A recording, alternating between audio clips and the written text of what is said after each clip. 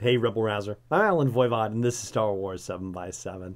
We're at episode number 1671, and today, well, let's start off with a note from the corrections department. So I had said previously that there was not going to be an episode of Star Wars Resistance on Super Bowl Sunday. Well, it turns out that that was not correct. There's a weird little quirk in the way that the Disney ABC Press website was updated, and it wasn't showing in one particular place, but just because I happened to stumble down a different rabbit hole in looking up some information in the prep for this show, I realized, oh yeah, no, there is actually one. And so we not only know 3, but 4 of the upcoming episodes of Star Wars Resistance and what their episode descriptions are, and we are already, as a result of what we know, building up to a significant conclusion to the first season of Resistance. In fact, there are only 4 episodes beyond the 4 that we know about already, and so, yeah, that's not going to leave us a lot of time.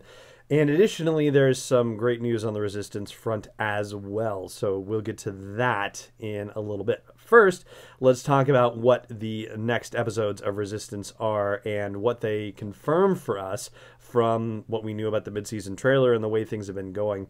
And also, the way the Doza Dilemma episode ended, it certainly did seem like the occupation had begun, at least with that first little contingent of troopers that was escorting Doza and Tora back into the tower. And so the next episode is the First Order occupation, and in fact, the occupation has begun. The official description says, Kaz scrambles to help Synara escape the platform as the First Order sends a contingent of stormtroopers to hunt a spy. Now, that episode description is intriguing for a number of reasons. First of all, the fact that Kaz is helping Synara suggests that either Synara has come clean about the pirate thing and said, but, you know, I regret my pirate ways and I want to help you guys, or whether she manages to fool Kaz long enough to be able to get her out of there somehow. Don't yet know, but at least she's able to say something that overrides his suspicions about her pirate behavior. So there's that. Then there's the First Order sending a contingent of stormtroopers, and, you know, is this beyond the contingent that we saw that was escorting Captain Doza and his daughter Tora into the tower at the end of the Doza Dilemma? It seems like it's the case, especially if you're going to call the episode the First Order occupation. It seems like, nope, they're sending a significant force there to do this third thing, which is to search for a spy. And as we heard from the Doza Dilemma, there is at least one and probably multiple spies operating on the platform. At least that's what Captain Doza believes. And so the question then becomes, is Doza asking the First Order to find spies on the platform? Or does the First Order have its own agenda? Are they looking for spies that they believe are operating on the platform? Regardless of what Doza thinks about any spy situation whatsoever, that has its own bit of intrigue. So far, I don't think the First Order suspects that Kaz is on the platform or that there is a Resistance spy on the platform. As far as Tora goes, she's asked Kaz point blank if he's a spy, and he's kind of been like, no, very unbelievably. So, I don't know. I don't think that this is going to be entirely in Doza's control. I have a feeling the First Order has their own agenda on this surprise. Now, let's move on to our next episode, which is actually coming out February 10th. The episode will be called The New Trooper, and the description is thus: when Kel and Ayla seek out Kaz's help after knocking out a stormtrooper, Kaz dons the trooper's armor to protect the kids and spy on the First Order. Now, Kel and Ayla are the children from Tehar in that same episode, named The Children from Tehar.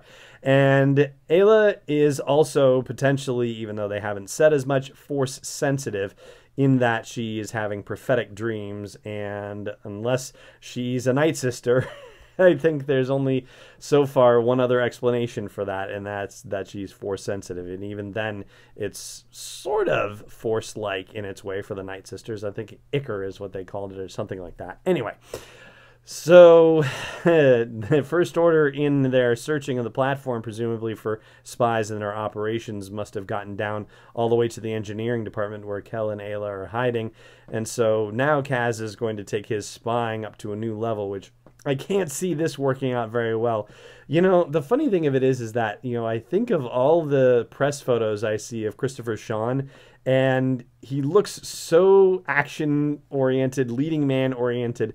And it's so hard sometimes to contrast that to the animated picture of him playing the part of Kaz Ziona, who is very like bumbling, you know, arms waving and flapping and whatnot. And it's a credit to Christopher Sean that he's able to, you know, maintain a very, you know, a very action hero persona in his press photos and still managing to pull off this very awkward and innocent and otherwise bumbling character in the animation side of the house. Anyway, so I'm sure he's going to get discovered pretty quickly, is what I'm trying to tell you. And then we move on to our next episode summary. This is the core problem, and it involves Poe and Kaz making an unsettling discovery, and they must evade the First Order when they are spotted by an enemy probe droid. And we've actually seen this in the mid-season trailer for Star Wars Resistance. We've seen a lot of the action shots for that already. And Poe Dameron will be played by none other than Oscar Isaac, as per usual. And it's worth flagging that because even in the most recent episode of the Doza Dilemma, Captain Phasma appears in the background of a hologram conversation, but does not speak. So Gwendolyn Christie not credited in the episode. And by the same token, Hype Faison shows up in the big flight scene in the Doza Dilemma, but there is no speaking part for Donald Faison. So even though Hype appears in the show, he does not actually have any speaking roles, and so Donald is not credited either. And so there are seemingly opportunities for some of the, you know, bigger characters supported by the bigger names appearing on the show, but not actually involving the actors who voice them. And so that's kind of a trip in its way. I was expecting to hear Phasma intone something. I was expecting to hear Donald Faison get all hyped up, no pun intended, about the chase after the pirates and Torah, but nope, looks like they have a, you know, a different way of going about things to some degree, or at least in some situations. Oh yeah, and then let's talk about the final episode that we know about right now. This is The Disappeared, and the official description is that Kaz and Torah investigate the disappearance of a friend and plan to free them from the First Order. Now, the choice of them as the descriptive suggests that they don't want to give away the gender of the character, but based on what we've seen in the mid-season trailer, the odds-on favorite for that friend would be Tam, because we've seen her being arrested, and we've had that scene in the trailer or in the mid-season trailer where Yeager says something like, you know, when the First Order takes people, they don't come back. And so that has to be something in regard to that. And we're not at the point yet, based on those 4 episode descriptions so far, where the First Order has taken over the platform entirely, unless The Disappeared marks that turn officially, because we haven't seen, you know, the full Kaz yet, the hairdo that realizes that, you know, he doesn't have hair product available to him anymore, and that must mean he's really all about the Resistance.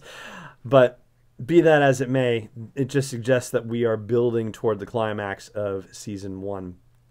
And as for that other good news that I mentioned for you, that coming up in a second. First of all, just, hey, thank you. Wow, let me try that again. Thank you for subscribing to the show, wherever you happen to catch it. And also, thank you very much for everybody who's a patron of the show, including Jared Gorman, who changed his pledge, was at the 501st level, and is now at the cell block 1138 level. Jared, thank you so much for making an even bigger commitment to the show. It's really awesome. I'm very grateful to you, and to all the patrons of the show as well. And if you're not yet a patron, then I hope you will consider supporting this daily dose of Star Wars joy by putting a little something in the tip jar at patreon.com/SW7x7. Now for that bit of other good news. Well, Disney has announced that Resistance is being renewed for a second season that will debut in the fall of 2019. I don't suppose that comes as a great surprise per se, but I've gone looking for information about ratings and so on and so forth, and I haven't been able to find anything online about that. So I find that to be a little bit unusual, and I don't necessarily think it's like they're hiding any information about Resistance. I think it's just, kind of interesting that the information is not really out there to be found yet. But the fact that they're ordering a second season of episodes already suggests that the season is doing well enough that, hey, it's definitely worth them doing, because ultimately, let's face it, it is a money-making enterprise. Disney's not running a charity organization, and so if Resistance is actually making them money, then there's every reason for them to continue it, as long as, of course, the creative team is into it and wants to do it. So it seems like that's about as big a vote of confidence that Resistance is a successful show out of the gate as you could possibly ask for. The fact that they have renewed it for a second season, they gave it its first half, and the first half apparently did very well. So congratulations to the entire Resistance team, cast and crew alike.